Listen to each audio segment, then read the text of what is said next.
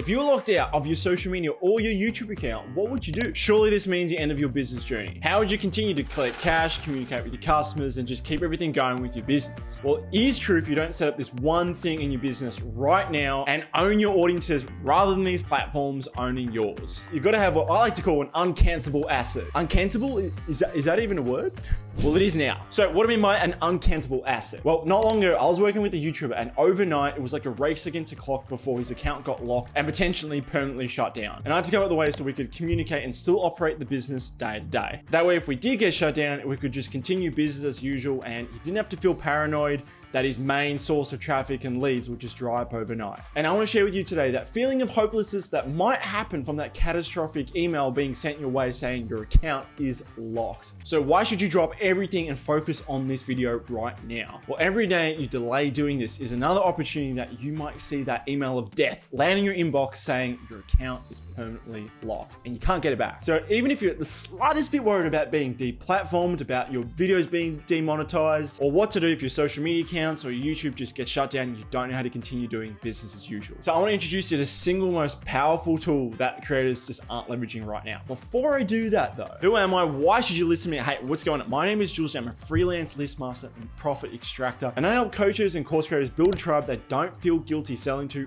using the power of personality-based email list and profit extraction. So what was that powerful tool I was mentioning that creators aren't really leveraging all that well? Well, it's super duper simple. It's your email list. And I know you've heard this before, but my objective today is to get you to see just how fragile it is to rely on YouTube, TikTok, Facebook, Instagram, all those platforms as your primary source of leads. We all know without leads, our business dies. We need fresh blood every single day. More importantly, I want to show you the power of email, especially when you might start getting those catastrophic emails saying, hey, your business is shut down. Okay, so how do we do this? Create a list where we can continue doing business as usual. Well, here's a couple of things you should probably not do, especially if you want to avoid the consequences of waking up to that email of death saying, we've got your business essentially. The first thing is simple. Don't promote a lead magnet. Unless you want to go in some panic frenzy figuring out how to get your account back, I would definitely stay away from promoting a lead magnet that gets people onto your email list. That's a really bad idea. Just don't promote your lead magnet. Okay, but seriously, the easiest way to get people off social media and into your world is a freebie into your list. A quick win and a taste of what you do so you can do these few things. First, you get them off rented land and you get them back onto your own land, which you own. The second thing is you future pace them of what it'd be like to work with you and nurture everyone else who's just not ready to buy in the first 90 days. That way you can feel good in the next,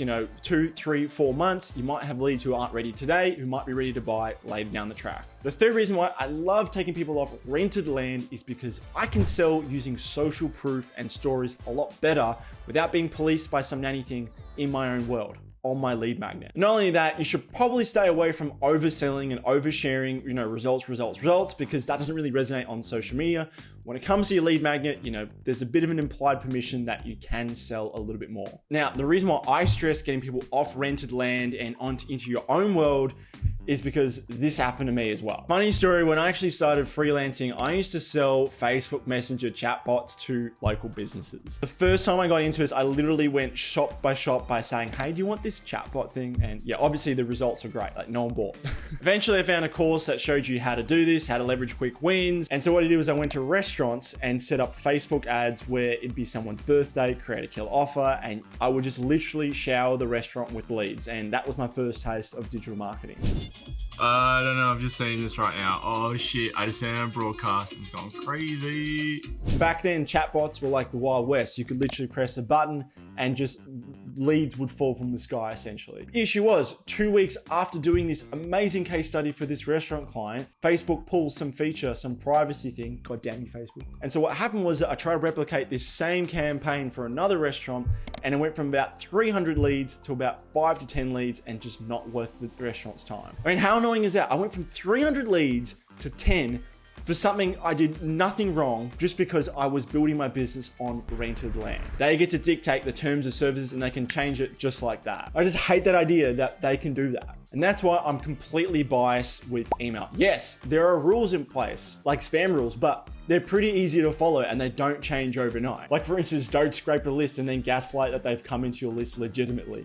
I learned from my early freelancing days, you don't build your business on rented land. You take them onto email. But 4 years on, I keep seeing creators build their business on rented land like YouTube, Facebook, Instagram, TikTok. It just doesn't make any sense because you don't own that platform. And I know the reason why. It's because these platforms, they give you all the likes, all the impressions, all the eyeballs, all the views, the feeling like you're important. That's how they get you hooked. But here's the reality though, let's face it. If you don't own an email list and you don't own the traffic, you don't have a business. And this is the exact same thing that applies in, say, the rental world. Like, you can build a home, you can be there for 20 years, you can have a really good relationship with the landlord, you can be friends with them, but they have every single right to say like, hey, sorry, I've got a family member that needs to stay here. I know you've been here for 20 years, but you've got to go. See ya. And that's if they're being nice. Sometimes they can just say, you're evicted, get out, and you have no rights. Same thing with social media, with YouTube only, it's way less forgiving. They'll just say, you can't come back in. See ya. Now, I know lead magnets are an absolute pain in the ass to create, so if you're interested in how you can create a really good lead magnet in about 20 minutes or so, this video up here shows you how you can model a lead magnet I used to help create $12,000 for a client in about 20 minutes. But I'm going off on a tangent here. Let's go on with the rest of the video.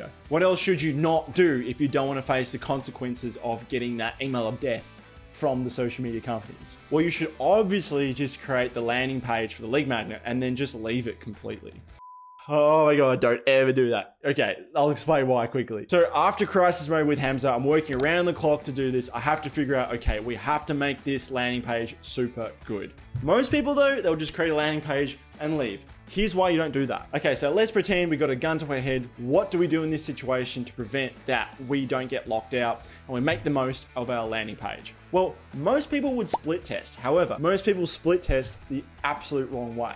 When I was working with Hamza and it was a race against the clock to produce something that would bring in the most amount of leads as possible, I had to pull something out of my pocket that was high risk, high reward in order to make sure the landing page was super optimized. Now here's the first thing we did. So I made a standalone opt-in page for a lead magnet and the opt-in rate was about 30%, not that good. The clock was ticking and I knew I had to pull out this high risk strategy. I tested 2 completely different landing pages, different hooks, different promise, different styles, different fonts, different buttons, completely different. I'm so glad I did it because after this test, respectively, we got about 90% and 85% opt-in rates with these 2 variations. I kind of got lucky there. But here's the reason why I'm telling you this. If I just change the headline, or I just change the button, or I changed a couple of words, yeah, you'll get an increase, but it'll be margin. And in this circumstance, you want it to be, whoa, like massive difference from like 60% jump, like 30% to 9%, that's massive. Now, if your account is on the line, or let's just pretend it isn't on the line so you take action faster, I found that taking radical change